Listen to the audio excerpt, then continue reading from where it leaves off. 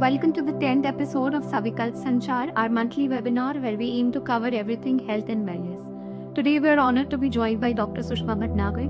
With over 35 years of experience, Dr. Sushma brings deep clinical expertise and compassionate insight into the complexities of chronic illness and care. Currently at Indraprastha Apollo Hospital and formerly the head of onco anesthesia and palliative medicine at AIIMS, she has played a pivotal role in advancing patient-centric, holistic care, both in education and practice. In this session, she will share her expert insights about cancer pain and palliative care. Hello, doctor. Thank you so much for joining us. Let's go directly to the first question that I have. Medical science is rapidly expanding, and there are multiple positive aspects. What are the negative aspects when we talk about these advancements, and what is a possible solution to this? This is true that medical science is rapidly expanding.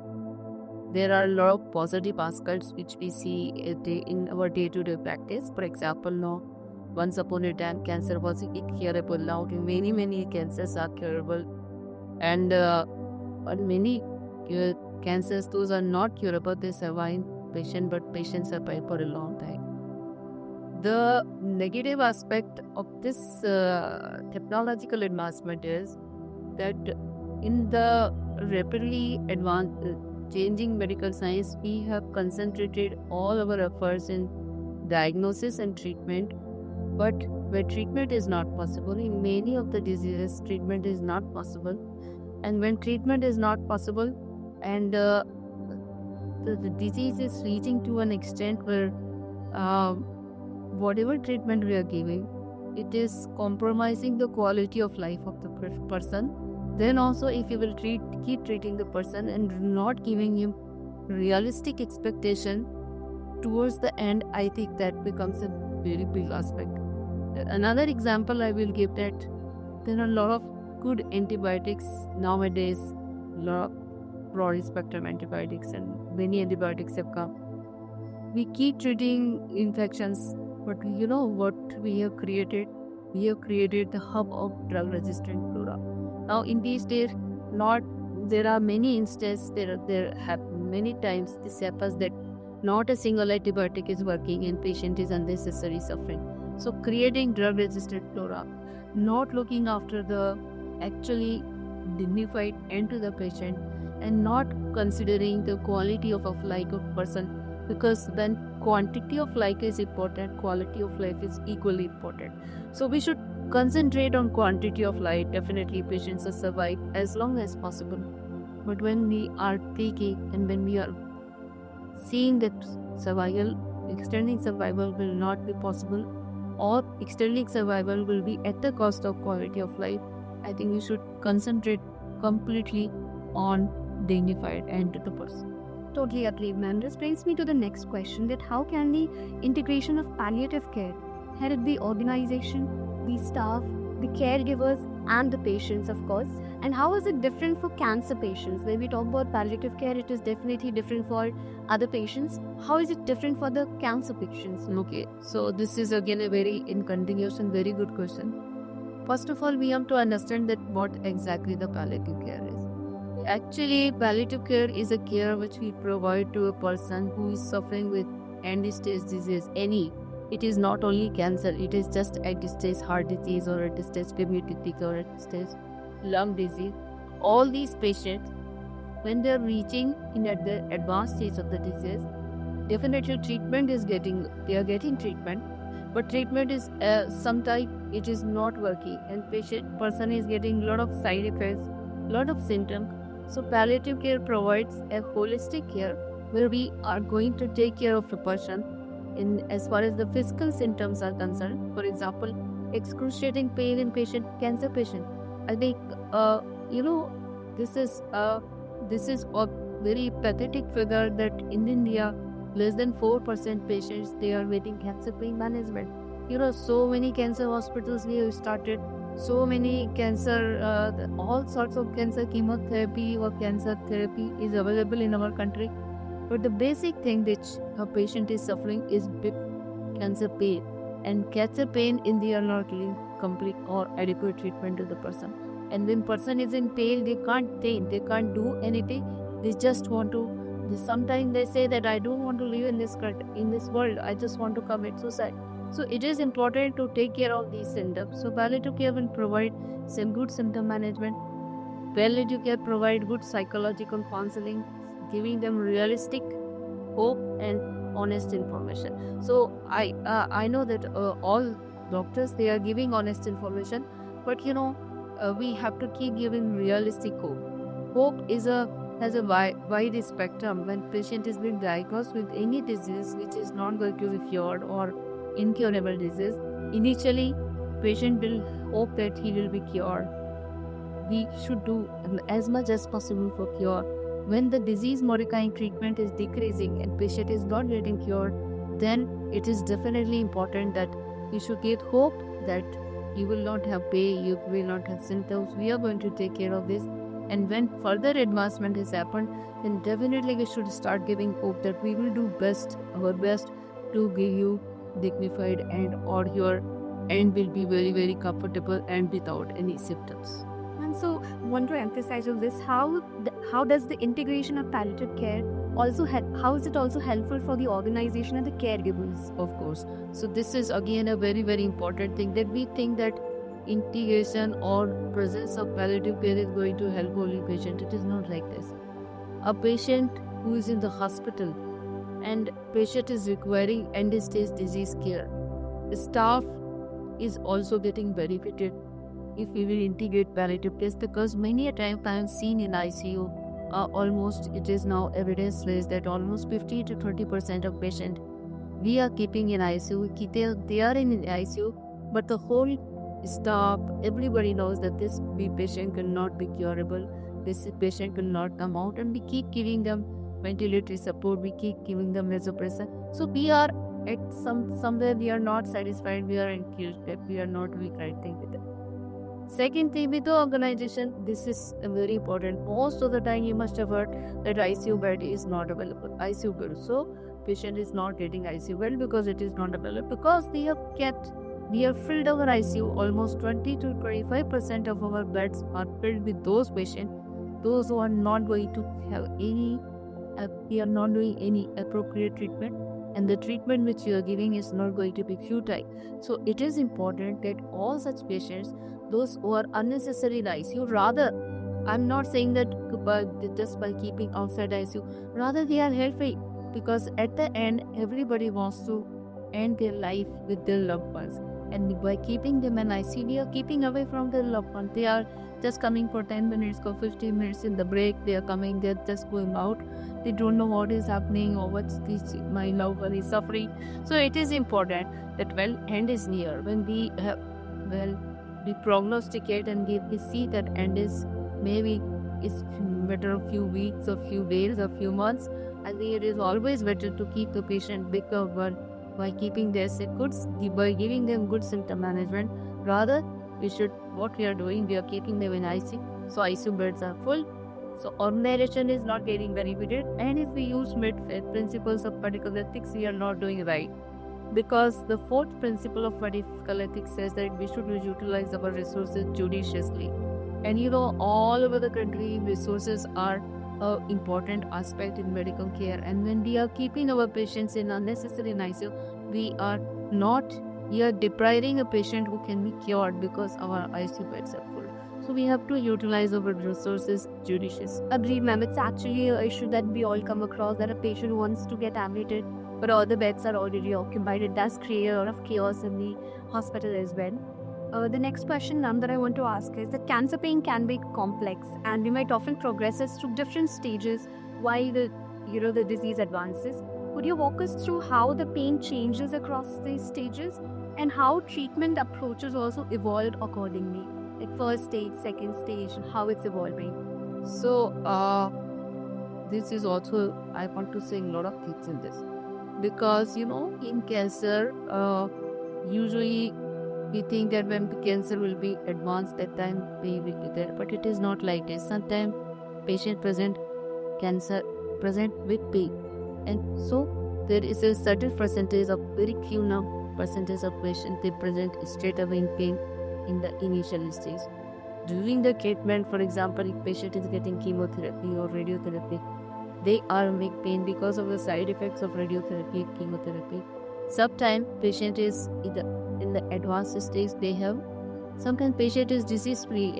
For example, if treatment is over, patient is disease free, but still they are continuing with the side effects pain because of chemotherapy induced neuralgia or radiotherapy induced neuropathy. And in the advanced stage there is a genuine pain because of the cancer, because tumor is progressing, tumor is compressing the nerve, tumor is compressing the viscera, another organ, so patient is having pain. Certain pain is in the bone, so patient is having pain. So there is a complex there. So this is a physical aspect of pain which we should definitely be taking care of by knowing the cause of the pain, plus by giving the one treatment with the medication or intervention. But there is another aspect of cancer pain which we have never given any attention, and this is very, very important to give. One of my PhD students did a thesis on that complexities of what exactly the percentage of pain, physical component, psychological component, social and spiritual. And you must be surprised to know that physical component of in cancer patient, which we consider it's so severe and excruciating, the physical component of pain was in his thesis was only 35.5%. Rest all pain are psychological, social and spiritual. Why this has happened to me? I have never done anything wrong. I have never taken a single cigarette. Why this lung cancer has happened to me? Then the lady, a young lady who was having 5 years or 7 years old children, she has been diagnosed with cancer. She is just thinking that cancer, whether at my this hair will go, and there will be disfigurement. Plus, she's also worried about her children, that what will happen to my children, because most of the time whenever cancer happens, cancer and death we consider synonymous.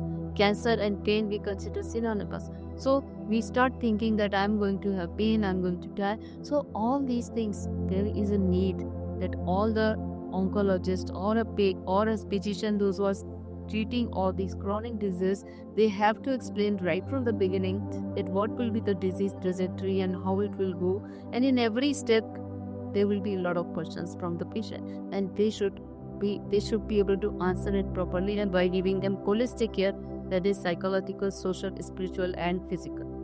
Rightly said, ma'am. It takes a toll on the psychological. So, which brings me to the next question, that cancer treatment can really be physically exhausting for the patient, for the doctor, for the caregiver. But of course, it takes a toll on the emotional aspect of the patient as well. So when we say we have palliative care and pain management, how are we also doing stress management and psychological factors for the patient, providing an overall holistic care? What are the major steps that we take in palliative care?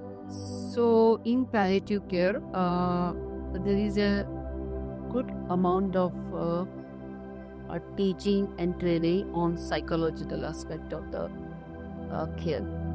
And psychological aspect consider is one of the, it's like every patient is very brave. The caregivers are very brave. Only take doctors need to be brave. The medical science, the nurses need to be brave. They should explain them properly. They should tell them that what is happening to everybody wants to know what is happening to them. If we will not tell them that what is happening, the biggest thing which kills a patient is uncertainty. So if we will make this uncertainty to certainty, whatever is happening, even if patient is the treatment is not working, patient is going in advanced stage, if patient is having a matter of few days or few weeks or few months, if you will explain them, they will understand. And rather, this is a very good thing that if we make them understand, I have examples of so many patients that it will make them understand.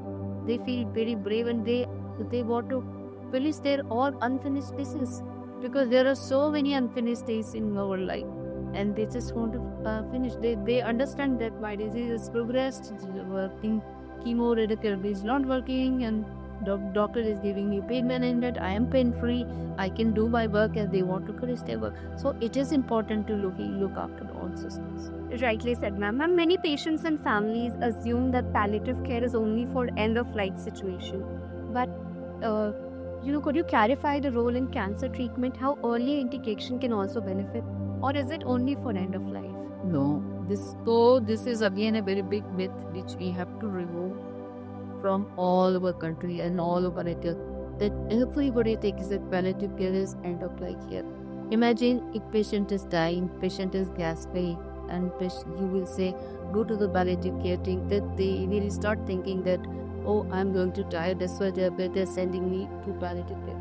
It is not. Now there are ample evidence from all over the world that early integration of palliative care will give good quality of life, less aggressive treatment, better understanding, and better coping strategy from the life. There are good n number of evidence. So it is always better to integrate palliative care in the early stage of the disease. This is what the protocol which we have set in cancer center aims, that we used to any patient those who are metastatic or in the